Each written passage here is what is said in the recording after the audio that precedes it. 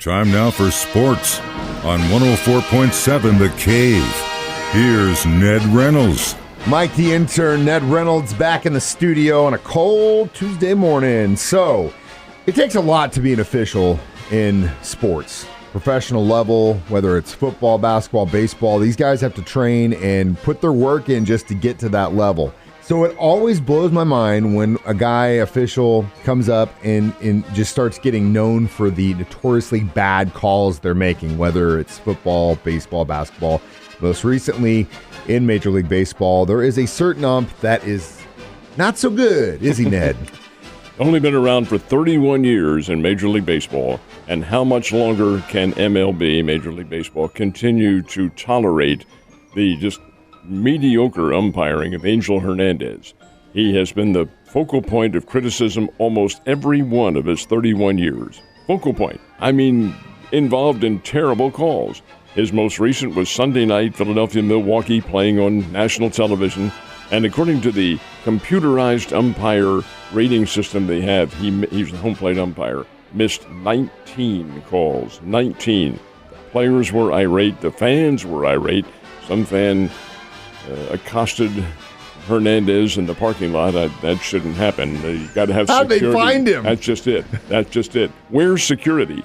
Well, over and above that, you can't have that kind of behavior, but Major League Baseball can do something. I know the umpires union is very strong, and they're probably sticking up for one of their own, but this is absurd. Every rating system in baseball, almost since 1991 when this guy began, has rated him at the bottom of the umpiring charts as the poorest judgment, poorest type of officiating. It just isn't good. And it came to the head on Sunday night with another bad game. By not allowing something of a punitive action to go on, the credibility of the game is going to be hurt. And it will be hurt by poor officiating. You've seen it in the National Football League. You've seen the NBA. NBA fired a guy for fixing games. Hey, you can't have that. That's not what he's doing. He's just a bad umpire.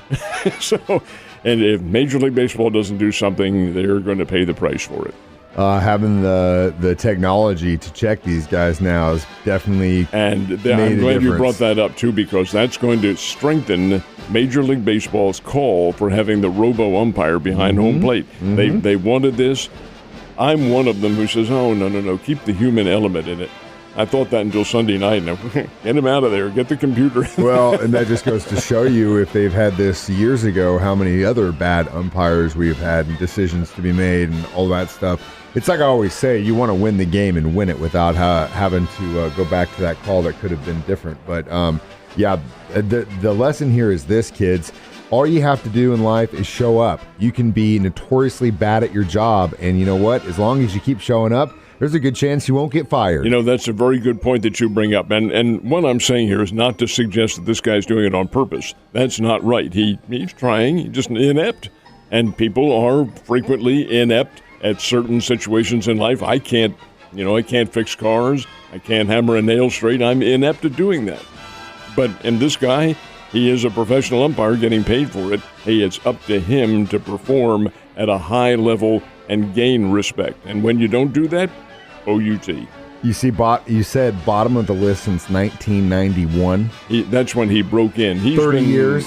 31 years of being bad at your job. He still has a job. Yeah, it's time to have a conversation.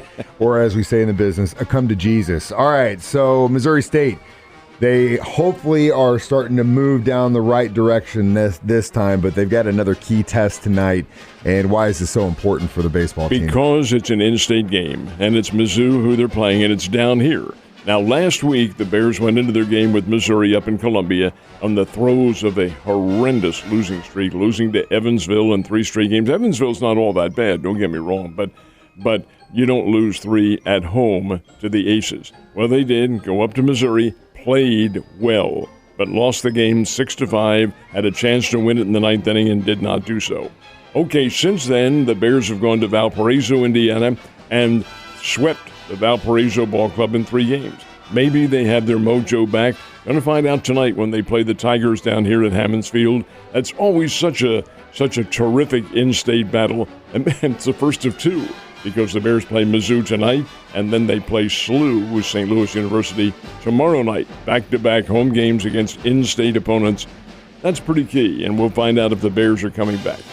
Hopefully they can get the dub against the Tigers. I'd love that. All right, so St. Louis Blues have been on a hell of a streak recently, closing out the regular season with just win after win after win, and that's kind of where you want to be going into the Stanley Cup playoffs, which start when? They will start 1 week from tonight. May the 2nd is when the Stanley Cup begins.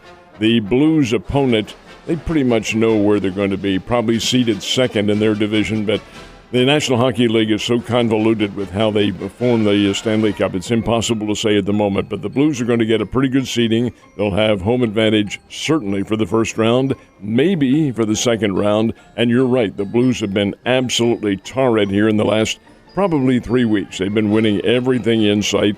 It's not going to get them a championship in terms of their division. The Colorado Avalanche are going to win that. As a matter of fact, I believe the Blues play the Avalanche tonight. And this is a regular season game. Won't mean anything other than pride. But the Stanley Cup playoffs do mean something. And it's 1 week from tonight when they all begin. Cardinals were facing a hometown St. Louis product last night against the Mets. Didn't turn out so good for them, did it? Did not, and it's a very bizarre baseball game. First of all, the hometown product is Max Scherzer. And all he did, of course, he's arguably, if not the best, certainly one of the best pitchers in baseball. All he did was completely shellac the Cardinals the entire game that he pitched, 8 innings. And 7 innings.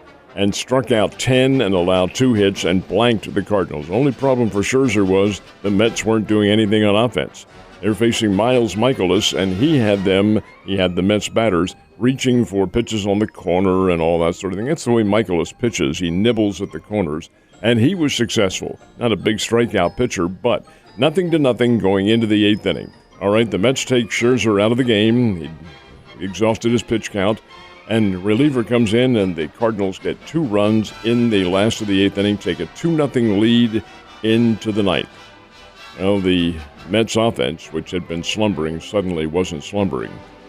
They get a couple of runners on base, and then this is most uncharacteristic of all. Here's a bouncing ball down the third baseline. Nolan Arenado is a 9-time Gold Glove winner, one of the best in the game, if not the best, at third base. The ball bounces over third base fair. It's a fair ball, but it's in foul territory. Arenado, it's not a tough one to stop.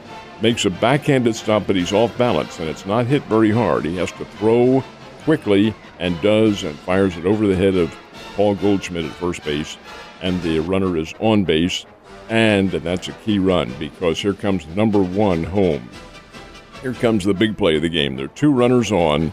Incidentally, that was not an error. It's an error of omission. Why is it an error of omission? Because it doesn't go in the books as an error. The scorekeeper, obviously wearing a St. Louis Cardinals hat, does not give an error to Arenado. He gives a hit to the New York man. That wasn't a hit. That was an error. But I don't want to ruin that Gold Glove status that he had. Okay, next batter up. Next batter up hits a line shot down the first base line. Paul Goldschmidt, who is also a Gold Glove first baseman, makes a tremendous stop. Great stop. He's sprawled out on the ground in foul territory after having stopped this shot. Gets up, throws the ball to the pitcher covering, which is what you ordinarily do. Pitcher ain't covering. He's a step and a half or 2 steps late. He's out dreaming somewhere, watching the action. The runner dives headfirst into first base. He's safe. 2-run score, and the Mets suddenly have a 3-2 lead. Next batter up after that, 2-run homer. You could see it coming. Mets score 5 runs in the 9th inning, beat the Cardinals in a game that the Cardinals let get away. Most uncharacteristic. Incidentally, the pitcher not covering, that's also an error of omission. It doesn't go in the books as an error. It's a mental error. That hurts. I love it. The scorekeeper in his Cardinals jersey. All right, so, NFL draft this week in Vegas. Thursday night, do you think the Chiefs are going to trade up? I think there's a chance that they do. As we speak right now, they're 29-30. Mm-hmm. The back-to-back picks, 29-30. They might trade up, but then again, a lot of it depends on what the inner workings are and who they could get if they do that. I really think if they keep it, and we'll have to assume that they keep their status right now, they're going They have to go for an edge rusher and a D-back and We agree. back-to-back. Have to. That's where you need the greatest strength. Yeah, it'd be great if you had the option of getting a great wide receiver or a fabulous running back, but you're not going to at 29 or 30. That's fairly deep in the first round. So we'll see what happens. Now, there are also the options of free agents. You're not going to see a whole lot of free agent dealing this week before the draft. It'll all happen again after the draft is held, and we'll see who's available, who gets cut, and so forth and so on. After all, you've got to remember, every team, including the Chiefs, as sainted as they are, they have the salary cap to worry about. Yep. And you have to stay within that. That's why I wonder whether or not they can get a Tyrann Mathieu and Melvin Ingram back. I just don't know whether or not that fits into their plan. These are good players, but you have to remember they're also up there in years too, and do you take a gamble? Don't know. There's so many variables involved. That's why Beach gets the money that he does. Yeah, it's a lot, man. Those boards are insane. So it looks like we might be having a late night Thursday, or I might just go to sleep early and wake up early and hear what happened, because that's when those picks are going to happen. Starts at 7 o'clock. 7 o'clock, that's Central Time. It's out in Las Vegas. It'll be, 5 o'clock out there in Vegas when they start this thing. It's at Allegiant Stadium is where they're going to hold it. And the first round is all Thursday night. Why is it, you mean 32 teams, it takes them that long, 3 or 4 hours to draft? It does, because you have to honor television. Television says give them 15 minutes on the clock. I love this. The 15 minutes on the clock for round one goes down to 1.5 minutes on Saturday when you're getting into round 4, 5, 6, and 7. Come on. Ned just says, make up your damn mind and move on. So last but not least, NBA playoffs still rolling pretty good.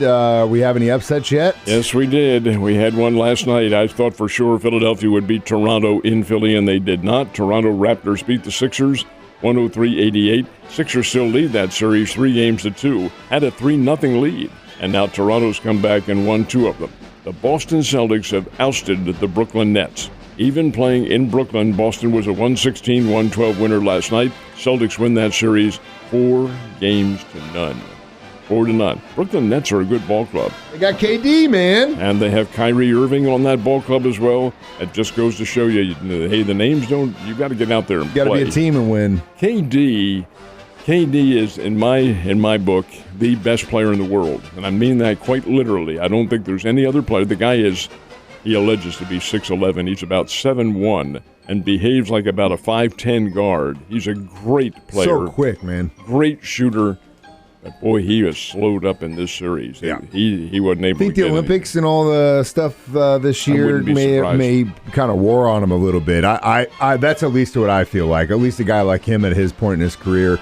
And that's when teams like what's happening with New Orleans, the young bucks that have been dealing with it, they can kind of push through. Well, Phoenix also has a serious injury to the Booker kid, who also was on the Olympic team. Yep. And see, folks, that's what I don't think many realize, is the more you play, the more you're injury prone. Not because it's the length of games, but because it's the amount of wear and tear on your musculature system. And when that happens, you're much more prone to injury, and now you're seeing some of these stars. Yeah, I wouldn't be surprised if KD isn't slowed because of fatigue. He just doesn't appear to be in the game. It's been a heavy year for basketball players, I think. And then all of a sudden, we had the quick turnarounds and all that stuff. I think you did get a little bit rest, but did you actually get enough? You know what I mean? Same with hockey. Yeah, same with those hockey players. That's a whole another army right there. One more game. The Dallas Mavericks defeated the Utah Jazz big 102-77. Dallas leads that series 3-2. Ned, I'm glad you didn't have to wear your puffy jacket this morning. You have a good day, and hopefully it'll warm up for you tomorrow.